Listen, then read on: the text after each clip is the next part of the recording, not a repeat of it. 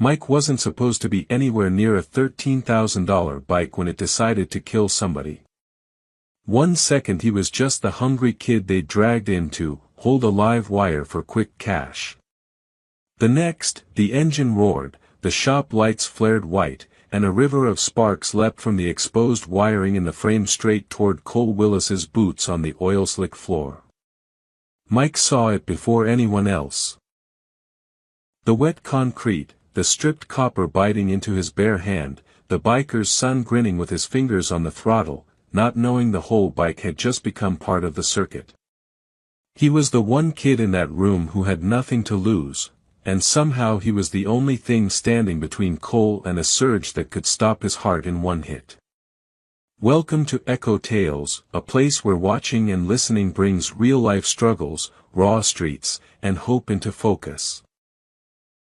As you take it in, may God watch over you, give you strength, and remind you that darkness never lasts forever. If this moment brought you here, stay connected, subscribe, like, and comment so you follow the story as it unfolds. Now let's settle in and enjoy the story. Hours earlier, Mike would have sold the story for a sandwich. The illegal repair shop behind the tire place wasn't supposed to be his world.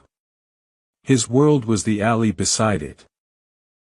The stink of fried oil, the hum of air compressors through thin walls, and a crooked bed made from cardboard and a stolen moving blanket. 19 years old, and his whole life fit between 2 dumpsters and whatever he could stuff into a torn backpack. If this kind of story pulls you in, take a moment to like this video and subscribe so you don't miss what happens next in Mike's journey. That afternoon, he'd been sitting on cold concrete, knees hugged to his chest, listening to the sounds on the other side of the wall. Tools clinking. An engine coughing. Men cursing. The usual. Then came something different, the sharp crackle of electricity and a long, frustrated shout. Blown again. You kidding me? Mike glanced toward the back door. It jerked open a second later, spilling harsh white light into the alley. A thin guy in a dirty work shirt stepped out, cigarette already between his lips, fingers stained darker than the asphalt. Mike recognized him, the wired-tight mechanic who always moved like he was 5 minutes behind. The guy took a drag, exhaled into the cold air, then finally noticed Mike's shape by the dumpster. You still out here? He asked. Mike thought about lying, then realized there was nothing to lie about. Yeah. The mechanic's eyes flicked over him. The hoodie that had seen too many winters, the shoes that had swallowed more water than his stomach had food, the way he tried to make himself smaller even while sitting. Somewhere inside the shop, something popped and hissed again. You eaten today? The man asked. Mike's stomach betrayed him with a loud growl. He shifted, embarrassed. I'm good. Yeah, the mechanic said dryly, you sound real good. He flicked ash into a puddle, then jerked his chin toward the open door. You want to stop starving for a night? Mike squinted at him. Doing what? Helping me fix a problem I can't reach. The mechanic's voice dropped, impatient. I got a bike inside worth more than your entire block. Owner wants it ready for his kid by tonight. Wiring's being a pain. I need someone small to hold a hot lead in place while I test the circuit. 10, maybe 15 minutes. You walk out with cash and maybe some food. You in? The smart answer was no. Every instinct Mike had honed on the street screamed that easy money, in a place like this meant easy to blame when things went sideways. But his fingers were numb from the cold, his head light from hunger, and there was something else too, tiredness. Tired of being the guy nobody needed for anything. What's the catch? He asked. The mechanic snorted. The catch is, I don't have time for this. Either you come in and help or I find someone else and you go back to counting rats. Your choice. He flicked the cigarette away and turned like the decision was already made. Mike stared at the door. Warm light, noise, motion, and money somewhere on the other side. He pushed himself up, joints popping. "All right," he said. "I'll help." "Good man," the mechanic muttered without looking back. "Name's Russ, by the way. Don't make me regret this." Inside, the world shrank to harsh light, metal, and the smell of burned insulation. No slow tour, no chit-chat. Russ hustled him straight past lifts and parts to the center of the chaos, where one bike sat like it was on a pedestal. Deep black paint. Clean pinstripes. His name stitched in white on the seat, Cole. "Birthday present," Russ said. 17th. "Daddy's idea of love." "Who's his dad?" Mike asked. Russ gave him a look. "You sleep in this alley and you don't know?" Mike shrugged. He knew faces, boots, engines. Names were a luxury. "Henry Willis," Russ said. "Runs with the patch that makes cops pretend they don't see things. This bike ain't just a bike. It's a promise. And right now, the wiring in it is acting like it wants to kill somebody." That part landed. Russ popped open a small side panel. Inside, wires tangled like veins. Some were wrapped right. Some weren't. A junction box dangled open, its cover on the floor. Mike could see where insulation had been stripped too far back, bright copper exposed like raw nerve. "What's wrong with it?" Mike asked. Russ rubbed his forehead with the back of his hand. "Timeline got cut. They wanted custom lights, custom ignition, tracker stripped out, safety fuses bypassed. Don't worry about what that means. Just know we've got more power running through this frame than stock, and it keeps blowing the same connection. I patched it fast. Maybe too fast. Too fast, like dangerous." Russ hesitated, then gave the kind of half-truth men gave kids they needed. "Dangerous if it arcs wrong when somebody's standing in the wrong place, yeah. That's why this test matters. That's why I need you to hold it precise." He grabbed a pair of rubber gloves from the bench and tossed them at Mike. They were cracked, thin in spots, but better than bare skin. "You're gonna slide back there," Russ said, gesturing to a narrow gap behind a frame support. "Hold this lead right where I put it. If it touches anything it shouldn't when I start her, we'll know." "You feel it twitch too much," you yell. "But you don't let go unless I tell you. Got it?" Mike swallowed. "What happens if it touches the wrong thing?" Russ met his eyes for a second. "Then I shut it down fast and fix it before a rich kid finds out the hard way. Relax. It's 12 volts and some bad decisions, not a lightning strike. You'll live." That didn't sound like a guarantee. But Russ was already moving, clipping a work light to the frame, humming under his breath. Mike pulled the gloves on. They stuck to his skin. He slid into the gap, metal biting his shoulders, the cold frame pressing against his back.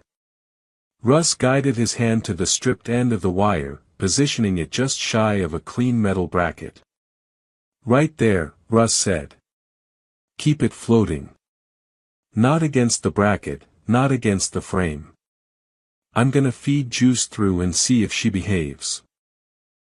Floor's wet, so if this thing gets ideas about turning the whole bike live, we'll see where it wants to jump." Mike glanced at the concrete. Oil. Old water. A dark smear where something had leaked and dried. "So if somebody's standing in that," he asked. They'll be fine, Russ said too quickly.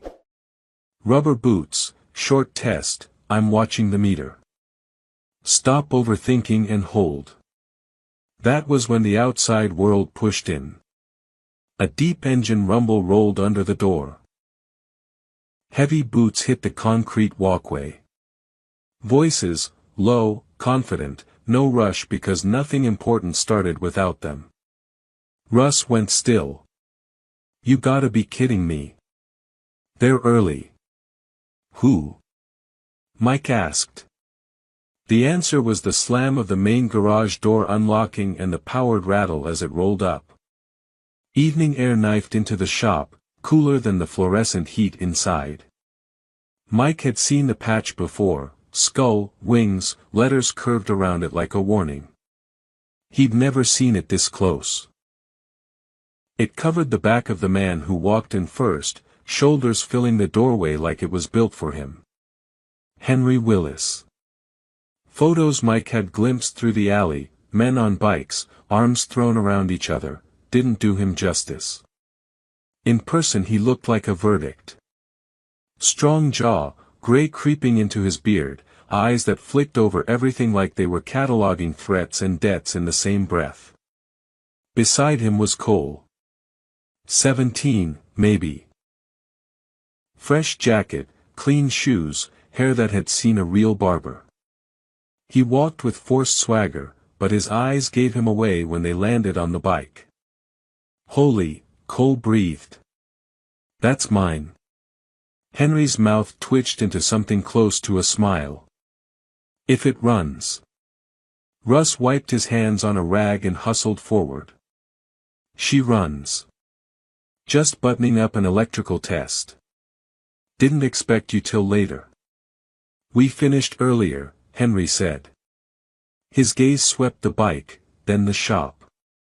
Figure we beat the rain. You said my boy could take her out tonight. That's still the plan, Russ said, forcing confidence. Mike held the wire tighter. The word, electrical test, vibrated in his skull. He looked at the wet concrete under where Cole would stand. Then at the exposed copper in his gloved hand. Who's that? Henry asked suddenly. It took Mike a second to realize Henry meant him. Russ didn't even glance back. Extra hands. Kid from the alley. He's good. Henry's eyes narrowed, focusing on the shadowed gap where Mike was wedged. He better be. For a heartbeat, Mike forgot the wire and the cold. That look did what hunger hadn't, settled deep in his chest. This wasn't a cop. Cops glanced past him.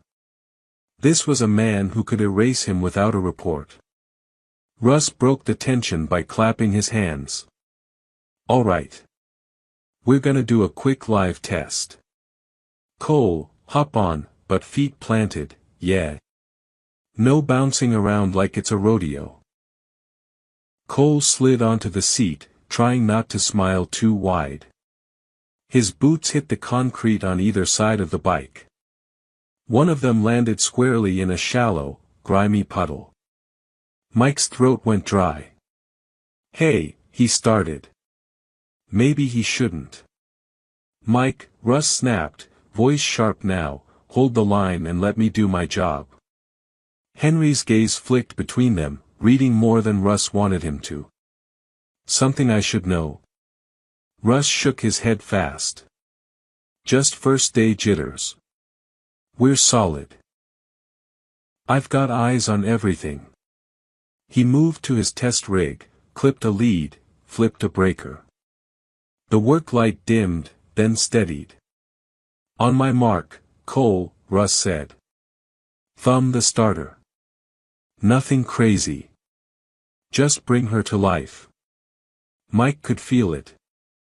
The wire in his hand vibrated with the promise of current, like a muscle tensing before a punch.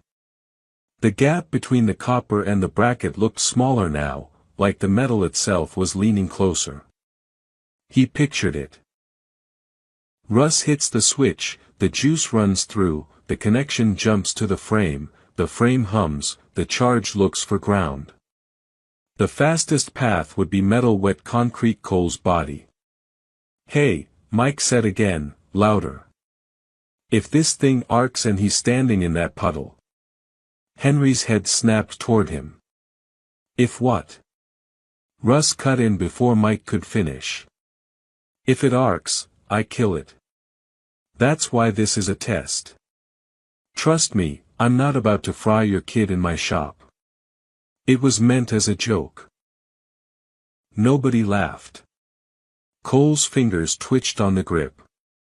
"Can I start it or what?" Henry stared at Russ for a beat, then said, "If anything feels wrong, you shut it down. I don't care about the deadline."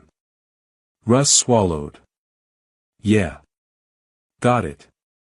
He looked at his meter one last time, then nodded. "All right. Cole, now." The starter clicked. The engine exploded to life, the sound punching the air out of Mike's lungs.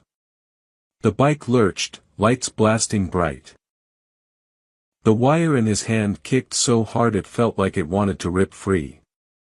A spray of tiny sparks burst from the open panel, snapping toward the frame.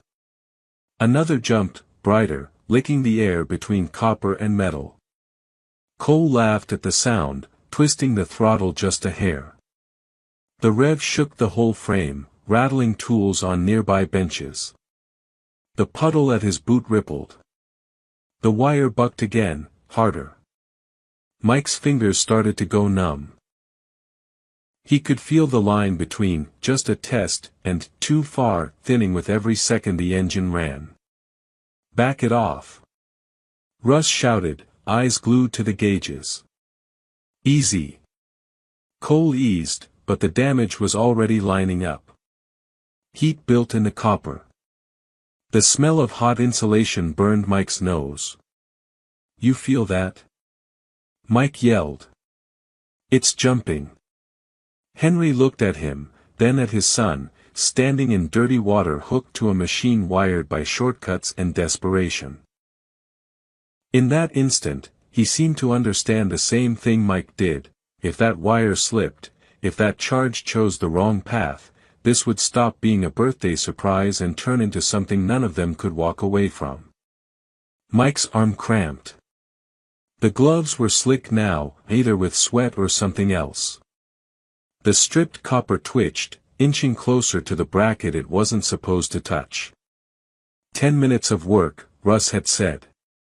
If he held on, maybe he walked out with food and cash.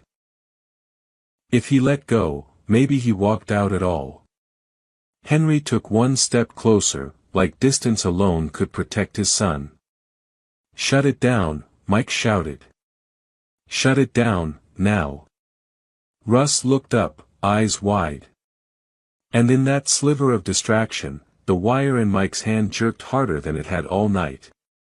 The wire in Mike's hand jerked like something alive, snapping his wrist against the metal support. For a split second, he thought he could muscle it back into place. Then the copper end slipped, kissed the bracket it wasn't supposed to touch, and the whole bike flared white. The engine screamed, the lights blew brighter than they'd been all night, and a sheet of sparks erupted out of the open panel like someone had set off a firework inside the frame. The charge went looking for ground. It found everything. The shock hit Mike first. It slammed into his palm, tore through his arm, and punched straight into his chest. Every muscle in his body seized at once. His back arched so hard his shoulders smacked the frame. For one blind heartbeat he wasn't in a shop, he was suspended in a wall of sound and light, lungs locked, heart stumbling. The spray of sparks that didn't bury itself in him jumped to the bike, raced along the metal, and kissed the puddle at Cole's boots. Cole felt it as a snap in his ankles, like the floor had kicked him. His hands spasmed on the grips. His knee buckled and he almost lost his balance. The engine lurched, revving wild as his wrist jerked. "Cole!" Henry roared. Henry didn't see the path the current took. He saw his son's body jolt, saw the flash at his feet, and all the noise in the shop turned into a single thought: get to him. Kill it. Kill it. Russ screamed. He dove for the cutoff, slamming his palm into the main breaker. The engine choked mid-howl and died. The overhead lights flickered, then steadied at half-strength. The sudden silence felt wrong, like a breath before a scream. Cole stumbled off the bike, boots slipping in the wet. His legs tingled, buzzing from the shock. He looked down at his hands, flexed his fingers, then stared at the puddle like it had betrayed him. What the hell was that? He gasped. Henry grabbed him by the shoulders, eyes raking over him for burns, for smoke, for anything. You all right? Look at me. I think so, Cole said, voice shaking. It bit. Henry's jaw clenched. He turned toward Russ, murder already in his eyes. You said it was safe. Russ's mouth opened, but no words came out. His gaze wasn't on Henry or Cole. It was on the gap behind the support, where the smell of burned rubber was thickest. Mike, he whispered. Henry followed his stare. Mike was no longer wedged tight and steady. He was half-slumped against the frame, head tilted, eyes wide open but not seeing anything. His gloved hand still gripped the wire, fingers locked so hard his knuckles had gone white under the rubber. Smoke curled from the sleeve of his hoodie, a thin, ugly thread. Hey! Russ lunged toward him. Henry moved faster. Years of bar fights and street calls outran panic. He grabbed Russ by the back of his shirt and yanked him away from the frame. Don't touch him. Henry barked. You don't know what still live. Russ froze, breathing hard, close enough to see the tremor in Mike's eyelashes. Cut all of it, Henry snapped. Maine, everything. Strip this place dark. Russ staggered back to the box and flipped every switch he could find. The shop plunged into a dim glow fueled only by a few emergency bulbs and the weak strip light near the door. The angry hum in the air died down, leaving only the ticking of cooling metal and the ragged breathing of three men who'd just seen death reach for the wrong person. Henry let out a breath he hadn't realized he was holding. All right, he said, more to himself than anyone. Now move. He stepped toward the gap. Cole's hand shot out, catching his sleeve. Dad, don't. Henry glanced back. It's all right. Power's cut. You don't know that, Cole said. His voice was higher now, closer to a kid than the man he'd been trying to play. What if it? If it was still live, we'd all be on the ground, Henry said quietly. Let me check the kid. He crouched by the frame and eased himself into the tight space, careful not to brush any exposed metal. Up close, Mike looked even younger. 19, maybe, but the kind of 19 that had seen too many cold nights and not enough full plates. Hey, Henry said, voice dropping. Mike, right? No response. Henry reached for his wrist, then stopped. The gloves. The wire. Even with the power cut, he couldn't shake the image of that burst of light. Russ, he said. Tell me again. You killed everything. Yeah, Russ said. Main disconnect, battery off, everything dead. I swear.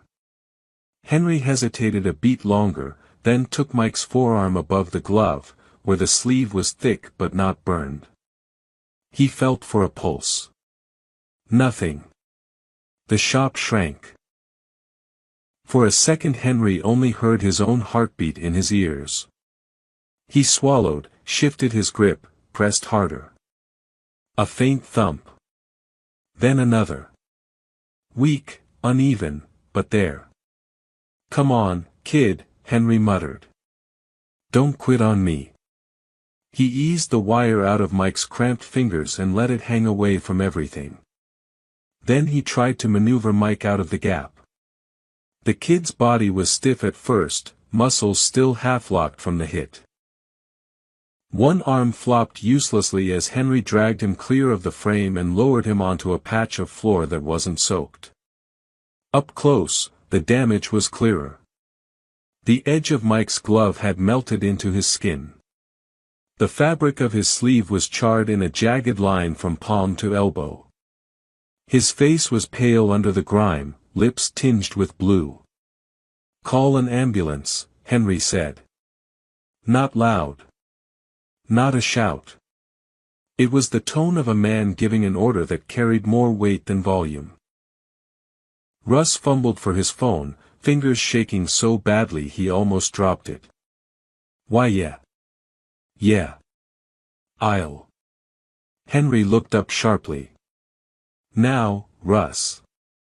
Russ hit the emergency number, stammering through the address, the word electrocution sticking in his throat. As he talked, Henry knelt over Mike and started pressing 2 fingers against his neck again, counting breaths that barely moved his chest. Cole hovered just outside the circle, arms wrapped around himself. The buzz had left his legs, but not his head.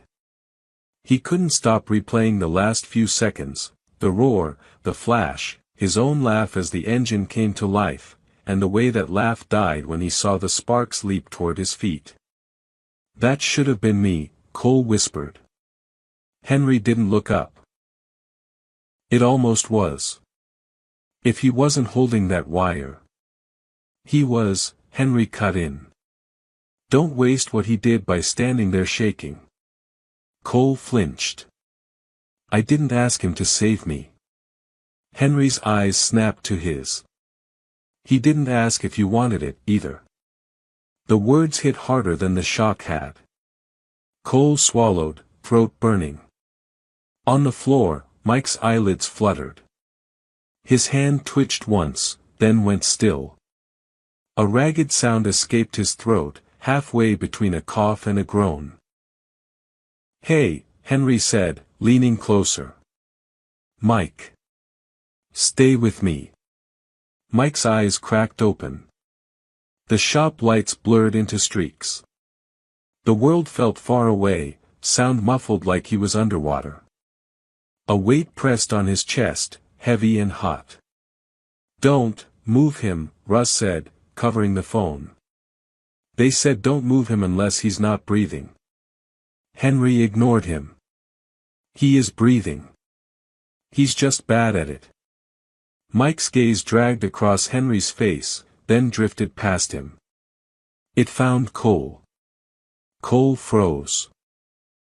His own reflection looked back at him in those glassy eyes, every stupid grin, every careless thought, all of it stripped bare in the space between them. "You, okay?"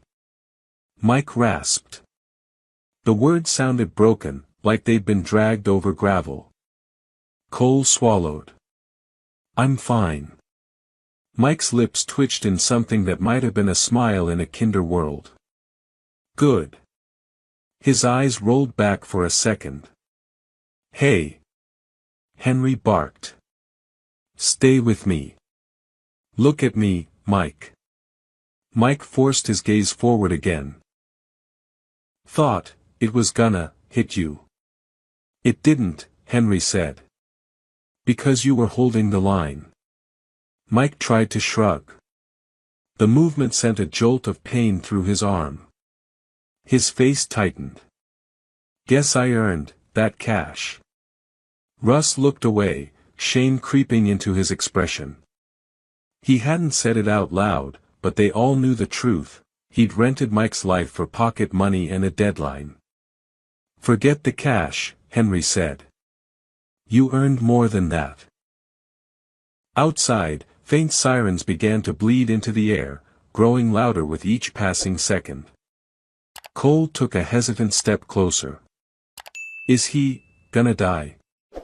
Henry didn't answer right away. He watched Mike's chest, counted the shallow rises. Not if I can help it. But can you? Cole pushed. He took that hit instead of me. Doesn't that kind of thing kill people? Henry's jaw flexed. He'd seen less knock tougher men off their feet for good. He'd also seen guys take worse and crawl out of it like the Reaper had lost their address. There was no neat answer he could hand his son. You remember what I told you about respect? Henry asked instead. Cole frowned. Yeah. You're looking at it. Henry tilted his chin toward Mike. Right there on the floor. Mike's fingers twitched again.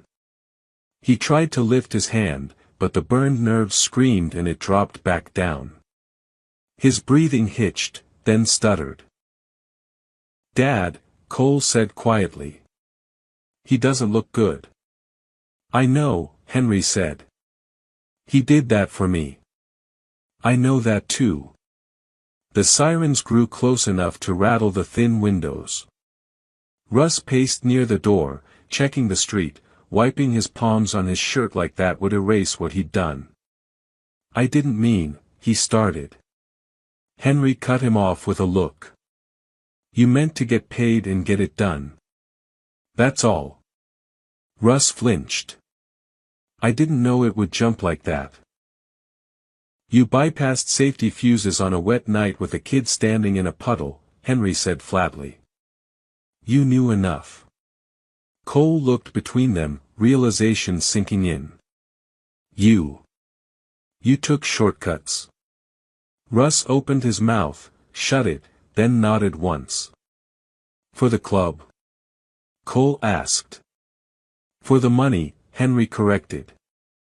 Don't get it twisted. An ambulance screeched to a stop outside, red and blue light strobing through the gaps in the door. The siren wound down with a dying wail. 2 paramedics burst in a second later, dragging a gurney, eyes scanning the room. The older one, a woman with her hair yanked into a tight bun, locked onto Mike. What happened? She demanded, dropping to her knees beside him. Electrical hit, Henry said. Bike wiring. He was holding a live line when it jumped. She pressed gloved fingers to Mike's neck, then his wrist, then looked at his burned arm. How long ago? Less than 3 minutes, Henry said. He'd been counting. Did he lose consciousness? Yeah. Came back for a second. She nodded briskly. We need him on the board. Possible cardiac involvement. Help me roll him on 3. Henry didn't hesitate. He moved to Mike's other side, sliding his hands under the kid's shoulders. Cole hovered, useless and aching to do something. 1, 2, 3. Mike gasped when they moved him, eyes flying open in panic. For a second he fought, body trying to twist away from the hands.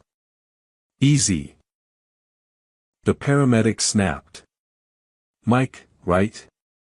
You're all right. You got tagged, but we've got you. Stay with me. Hurts, he managed. Good, she said. Means you're still here. They strapped him down, chest rising and falling in uneven bursts. The second medic clipped monitors to his fingers, his chest, his good arm. A portable heart monitor beeped to life with a thin, reedy sound. The line on the screen wobbled weakly. Cole stared at it, mesmerized. Every tiny spike felt like a question mark. Is that bad? He whispered. The medic didn't answer him. He was watching the screen too closely. The older paramedic looked at Henry. You family? Henry glanced at Cole, then at Mike. No. But this happened in my world. You call me when you know anything. She hesitated, then nodded. We'll do what we can. They started to wheel Mike toward the door. The stretcher rattled over the rough concrete, every bump drawing a small, involuntary sound from him. Cole flinched at each one. As they reached the threshold, Mike's eyes fluttered open again. He turned his head just enough to see the bike, the dark shape of Henry, the pale blur of Cole's face. Hey, Cole blurted, stepping forward. Mike, thank you. Mike stared at him, trying to focus. His lips moved, but the first attempt came out as a breath. The paramedic was already urging the stretcher forward. Wait, Cole said. Just 1 second. The medic paused, impatient. Kid, we need to go. Mike pulled air into his lungs like it weighed a ton. Don't waste it, he whispered. Waste what? Cole asked, even though he knew. This second chance, Mike said. The effort emptied him. His head lolled to the side. The monitor beeped faster, then slower, then steadied for a beat. Henry stepped between Cole and the stretcher, palm flat against his son's chest. Let them work, he said. They watched the paramedics wrestle the gurney into the back of the ambulance. The doors slammed with a hollow thud. The engine fired, lights painting the shop in violent flashes. Cole stared at the red glow fading across the floor. We're going to the hospital, right? Henry didn't answer immediately. His eyes were fixed on the spot where Mike had been lying. On the burned impressions his gloves had left on the concrete. On the bike that had almost turned his son into a ghost. Dad? Cole pressed. We're going after him. Henry exhaled slowly, like every decision he made from this second on would carry a weight he'd feel for years. We are, he said at last. But first, I'm going to make sure this shop understands what that kid just did for you. He turned toward Russ, who was already backing away, hands up, mouth opening with apologies that sounded thin even to his own ears. Outside, the ambulance siren rose again, wailing into the night. Inside, Henry took one deliberate step toward Russ. Cole watched his father's hand curl into a fist, and realized he had no idea whether the next thing that broke in that shop would be a man, or the fragile promise that Mike's heart monitor would still be beeping by the time they reached the hospital. Henry didn't hit Russ. He stepped in close instead, so Russ had to look up at him. The shop felt smaller, quieter, like even the tools were waiting. Look at me, Henry said. Russ tried to talk first. Henry, You rented that kid's life for a deadline, Henry said. And you wired my son's bike like a trap. I thought I had it under control, Russ stammered. The readings were fine until you put a real person in the circuit. Cole watched from a few steps back, arms folded tight. He'd never seen his father this close to snapping without already throwing the first punch. You're not gonna kill him, Cole said quietly. Both men turned toward him. You think that's what I'm about to do? Henry asked. That's what you look like, Cole said. And if you do, what does that fix for Mike? The name landed heavier than anything else. For a moment, Henry just breathed. Then he let go of Russ's shirt. You're alive, Henry told Russ, because that kid took the hit meant for my boy. Remember that every time you walk through that door. Russ sagged with relief. I'll redo the wiring, I swear. You won't touch this bike again, Henry said. Or anything of mine. Russ blinked. Henry, this shop was convenient, Henry said. Convenience almost killed my son. We're done. He turned away from Russ like the conversation was over forever. "Come on," he told Cole. "We're going to the hospital." They stepped out into light rain. The air felt cooler than it should. Henry unlocked the truck, they climbed in and shut the doors on the smell of burned insulation and fear. "Dad," Cole said as they pulled away, "what if we're too late?" Henry kept his eyes on the road. "Then a kid you didn't know died keeping you on your feet. And you live with that." "I already have to live with it," Cole said. "Even if he makes it." Henry glanced at him. There was something new in his son's face, guilt, and the start of understanding. "Good," Henry said. "Means tonight hit where it needed to." The drive felt longer than it was. Streetlights blurred past. The hospital rose ahead, a pale block with too many windows. Henry parked crooked in the first space he found and killed the engine. "Listen," he said. "Inside, you tell the truth. You don't toughen it up. You don't make yourself the hero. Mike is the reason you walked out of that shop." Cole nodded, jaw tight. Inside, the waiting room buzzed with low voices, beeping machines, tired faces. A TV played news nobody watched. Henry went to the desk. "Kid came in a few minutes ago. Electrical hit. From a bike shop." "Are you family?" the nurse asked without looking up. "He doesn't have family," Henry said. "He has an alley and a burned arm. We were there. We need to know if he's in surgery or a drawer." The nurse looked up now. There was a hard edge to Henry, but also something else, fear he'd never admit. "Take a seat," she said. "I'll check." They sat. Plastic chairs. Old magazines. A man argued on the phone. Somewhere deeper in the building, a child cried. "How long does it take to know if someone's okay?" Cole asked. "Sometimes you never really know," Henry said. Cole stared at the double doors. "Why did he do it?" "Because he saw the line you didn't," Henry said. "Wire, frame, water, you. And because for 1 second, he mattered more than his own skin." A doctor pushed through the doors, the nurse pointed their way, and he headed over. "You were with the electrical injury?" he asked. Henry stood. "Yeah. How is he?" "Alive," the doctor said. "He took a serious shock. Entry in the hand, path through the torso. We're seeing heart rhythm issues and burns. We got him somewhat stable, but the next 24 hours are critical." "Is he awake?" Cole asked. "Not fully," the doctor said. "We sedated him to control pain and stress on the heart." "Is he going to make it?" Cole pushed. "I can't promise that," the doctor said. "He made it past the first hour.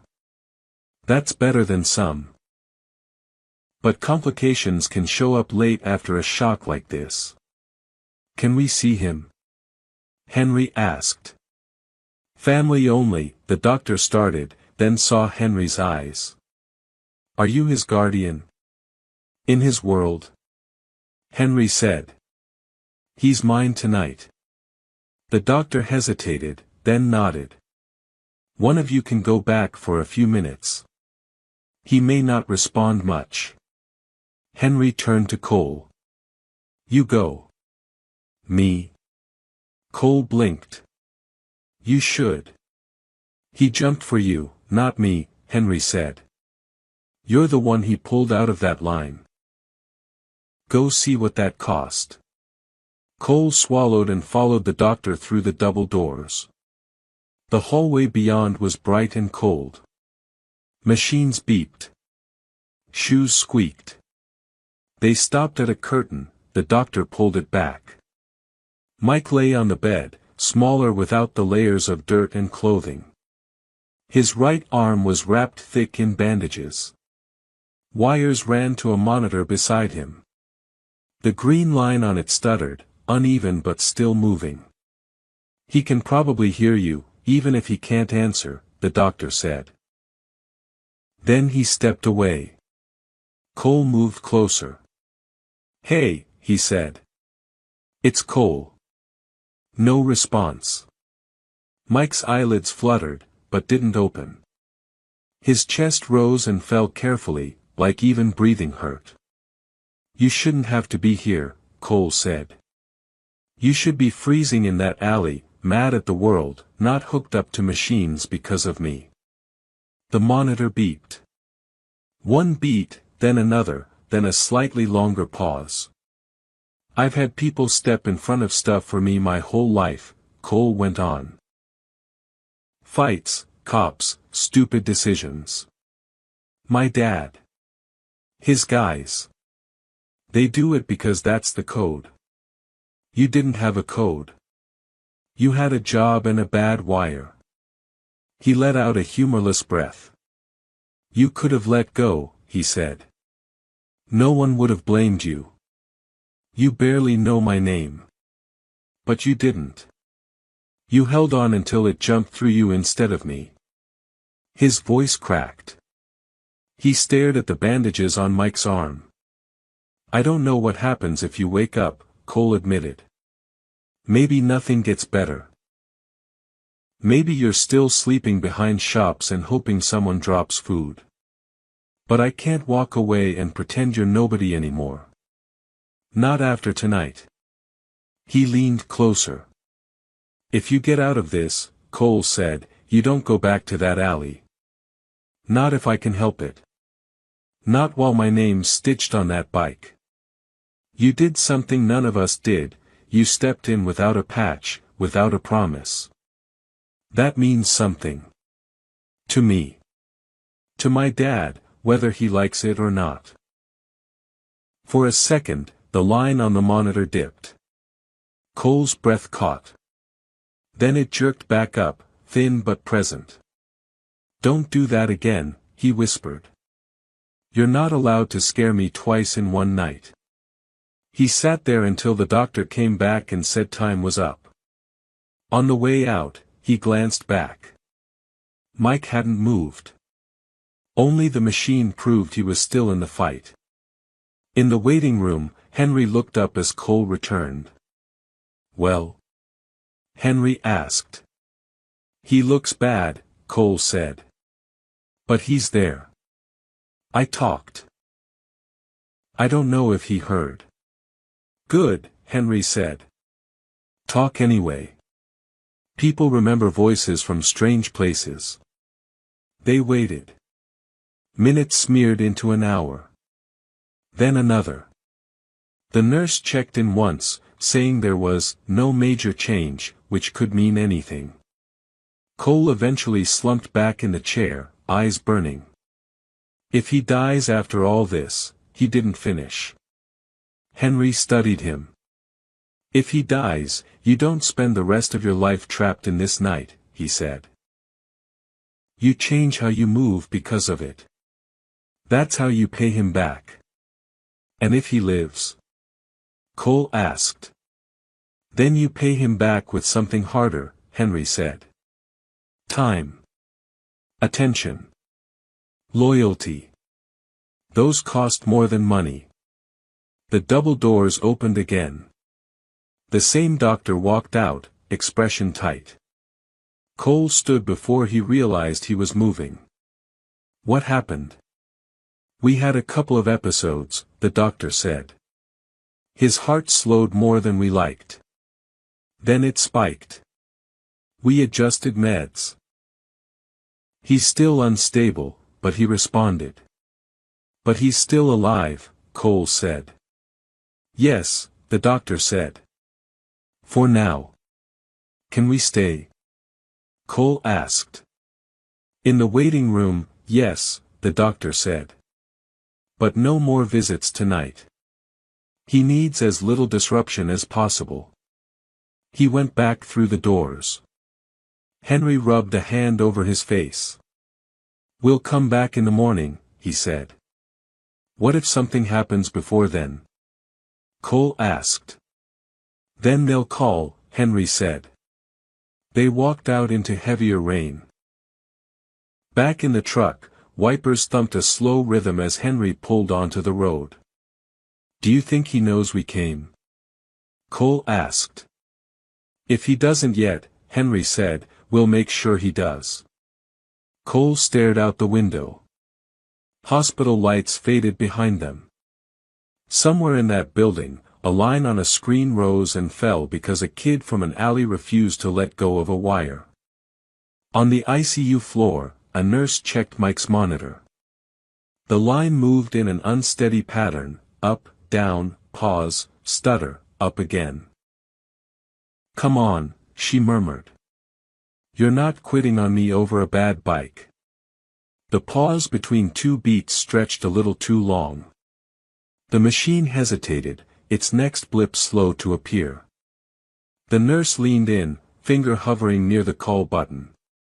The line twitched, then flattened for a heartbeat that felt much longer than one. Henry hated hospitals. Not because of the smell or the noise, but because everything important happened in whispers and beeps he couldn't control. By the second day, he and Cole knew the route to ICU by heart. Past the vending machines, left at the ugly painting, straight through the double doors that always breathed out cold air and bad news. If you're still here with Mike's story now, hit like and subscribe so you don't miss how far this night pushes all of them. This is the kind of moment people carry for the rest of their lives. Mike looked smaller every time they stepped in, but more there. His eyes followed better. His voice still scraped, but it was his. The bandages on his arm were cleaner now, the angry edge of the burns tucked out of sight. "Back again," he whispered when Henry and Cole stepped in together. "Thought we'd see how the kid who grabbed lightning is doing," Henry said. Mike smirked faintly. "Feels more like lightning sat on me." Cole pulled the chair close. "They say your heart's being stubborn. Fits, right?" Mike's gaze slid to the monitor. The green line hopped and dipped, never quite smooth. "Keeps it interesting," he said. "Not like I was doing much else before this." Henry leaned on the rail at the foot of the bed. "You remember everything now?" "Shop. Wire. Your kid standing in water like an idiot," Mike said. "Me thinking if I let go, I'd have to watch him fry. Then, nothing. Then here. You skipped the part where you scared half a hospital," Cole said. "They had people watching that monitor like it was a bomb." Mike shrugged with the shoulder that didn't hurt as much. "Could have gone either way." "That's the problem," Henry said quietly. "It still can." Mike's eyes flicked to him. "You scared? Of hospitals?" Henry said. "Always." "Of me dying?" Mike pressed. Henry held his gaze. "Of me not being able to fix what we did to you?" "Yeah." Mike blinked, thrown for a second by the honesty. "You didn't push me at the wire." "I didn't have to," Henry said. "We built the situation and left you to hold it together. That's on us. You get that, right?" Mike stared at the ceiling. "I get that I made my own choice. Nobody grabbed my hand. Doesn't wipe ours clean," Henry said. Silence settled, broken only by the steady hiss of oxygen and the soft beeping from the monitor. "What happens when I get out?" Mike asked finally. Cole leaned forward. "You don't go back to that alley." "You said that already," Mike said. "Sounds pretty. Sounds like something people say when they feel bad." Henry straightened. You think we're just talking? I think the world doesn't change because one kid got zapped, Mike said. You heal me up, dump me at a shelter, ride off. Story over. That how you want it? Henry asked. Mike hesitated. His fingers twitched against the sheet. Don't know what I want, he admitted. Never had the luxury. Then let me make it simple, Henry said. You walk out of here and decide you never want to see us again. We make sure you're set up somewhere that isn't a concrete pillow and a trash buffet. You walk out of here and decide you're not done with us. You don't come back as charity. You come back as someone we owe. Oh how? Mike asked. Cole answered. You saved my life. That makes you family whether you like it or not. Mike let out a short, disbelieving laugh that turned into a cough. Family, he repeated. You don't know me. I know enough, Cole said. I know you had every reason to let me take that hit and you didn't. That's more than I know about some guys I've ridden next to for years. The monitor clicked a little faster, keeping pace with Mike's breathing. The nurse at the station glanced in, checked the numbers, then went back to her chart. So what, you just, hand me a jacket? Mike asked. Call me brother and pretend I've always been there. Henry shook his head. No patches. Not yet, maybe not ever. That life isn't a gift, it's a weight. I'm not dropping that on you just because you were in the wrong place at the right time. Then what? Then we start smaller, Henry said. A bed. Food. Maybe a job that doesn't involve hugging live wires. You see if we're worth trusting. We see who you are when you're not trying not to die. Mike looked like he wanted to argue, but he didn't have the strength to make it sound convincing. You planning all this like I'm guaranteed to walk out, he said. No, Henry replied. I'm planning it because if you don't walk out, I need to know we were ready. That we were waiting with something better than a shrug. The words hung there, heavy and plain. Mike's eyes drifted to Cole. You okay with all that? Cole nodded. You gave me a second chance. I don't want it if you don't get one too. Mike studied him, like he was trying to see if the guilt would fade when the burns did. You're gonna feel like this forever. Maybe not like this, Cole said. But I don't think I'm supposed to forget. Mike sighed. It sounded tired. Feels like a lot to carry. Good, Henry said. Maybe it keeps you both from stepping in stupid again. The nurse stepped in, checking the 4, tapping the monitor. His numbers are okay, but we need to keep the stress low, she said. 5 more minutes. Henry glanced at Cole, then back at Mike. You heard the boss. The boss is a machine that beeps, Mike muttered. Trust me, Henry said. I've known worse bosses. Cole stood. I'll step out. Let you two old men bond. I'm 19, Mike protested weakly. Then stop trying to die early, Cole said. He slipped out to the hallway. Through the glass, he could see his dad lean closer to the bed, talking low. Mike listened, eyes half shut, like each word cost energy he wasn't sure he had. Cole leaned against the wall, staring at the ICU doors. People came and went, nurses with charts, a man in scrubs pushing a bed, a woman dabbing at her eyes with a tissue.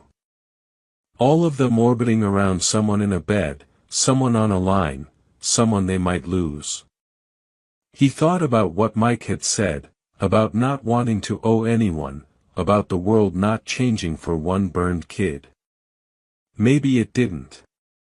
But his world had. Inside the room, Henry's voice dropped even lower. "You scared?" he asked. "Only when I'm awake," Mike murmured. "Good," Henry said. "Means you understand what you did." Mike swallowed. "You ever been scared like this?" "Yeah," Henry said. "First time Cole crashed a bike. First time I watched a brother bleed on a floor I couldn't clean fast enough. Tonight. Fear's not new. What you do after it is. What are you gonna do after this?" Mike asked. Henry looked at him a long time. "If you live, I start fixing things. We stop cutting corners that put kids like you in walls. We change shops. We change who we trust. We change who we pretend not to see in alleys. And if I don't?" Mike asked. Henry's jaw tightened. "Then I fix it a different way. And it won't be pretty." The monitor gave a louder beep, numbers jumping a little. The nurse, still by the door, shifted closer without interrupting. "Sounds like you already decided I'm dead," Mike said. "No," Henry replied. "I'm saying both paths start here. You're the branch in the road. I just don't know which direction I'm going to have to walk." Mike tried to smile. "Maybe I should charge admission." Henry almost smiled back. "You already paid enough." The nurse stepped in fully now. "We're seeing a bit of a spike," she said. "We need to let him rest." Henry nodded, squeezed the rail lightly, and stepped back. "We'll be right outside," he told Mike. "You better be," Mike whispered. Henry joined Cole at the wall. Through the glass, they watched the nurse adjust a drip, tap at the monitor, murmur something they couldn't hear. "You meant what you said?" Cole asked. "About changing everything if he lives?" "I did," Henry said. "And if he doesn't?" Henry's eyes stayed on the monitor. "Then you stay out of my way for a while." Cole didn't ask what that meant. He wasn't sure he wanted the details. They stood there, side by side, watching the rise and fall of Mike's chest. The beeps blurred into background noise, then snapped back into focus every time the rhythm wobbled. Minutes passed. A doctor stepped in, glanced at the numbers, nodded, left. The light outside the window shifted toward evening. For a while, things almost felt steady. Then the monitor hiccuped. The line stuttered, 2 quick beats close together, then a longer pause. The machine chirped, a sharper sound than before. The nurse's head snapped up. "What's that?" Cole asked. "Probably nothing," Henry said automatically. The monitor answered with another stutter. The numbers on the screen climbed, then dipped. The nurse stepped back into the room, pressing a button, calling a name they didn't catch. Mike's face tightened. His hand twitched against the sheet. "Dad," Cole said. "That's not nothing." Henry felt his throat go dry. Through the glass, they watched the nurse hit another button. An alarm began to beep, louder now, faster. A second nurse appeared, then a third. The room filled in seconds, bodies moving around the bed, voices overlapping. One of them reached for the crash cart in the corner and pulled it closer. Cole's heart pounded so hard he could hear it in his ears. "They're bringing the cart," he said. "Why are they bringing the cart?" Henry didn't answer. His hand found Cole's shoulder and gripped it hard enough to hurt. Inside, someone peeled back part of Mike's gown, slapping pads onto his chest. The monitor line spiked wildly, then dropped alarmingly low. The beeping turned into a relentless, urgent tone. "Sir, you need to step back," a voice said. It took Cole a second to realize the nurse was talking to him and Henry. He hadn't noticed they'd moved closer to the glass, pressed up against it like distance alone could keep Mike here. "Is he?" Cole started. "Please," the nurse said, gently but firmly. "We need space." She pulled the curtain halfway, not enough to block the light, but enough to blur the details. Shadows moved behind it, quick and sharp. Cole could still see the monitor through a gap. The green line jerked, then flattened for a heartbeat that felt like an hour. Someone inside shouted a number. "Come on," Henry whispered, more to the kid in the bed than to anyone else. "You held that line. Hold this one." The alarm blared. A hand reached toward the defibrillator paddles. Cole's nails dug into his palms. "Dad." The nurse reached for the curtain to pull it fully closed. The last thing they saw was the monitor's line hanging on the edge between a jagged beat and a flat, unbroken line. And then the curtain fell, shutting them out, leaving Henry, Cole, and everyone watching with them stuck on one impossible question. Did Mike's heart find one more beat, or was that last flicker the end of the story they just watched change all of their lives?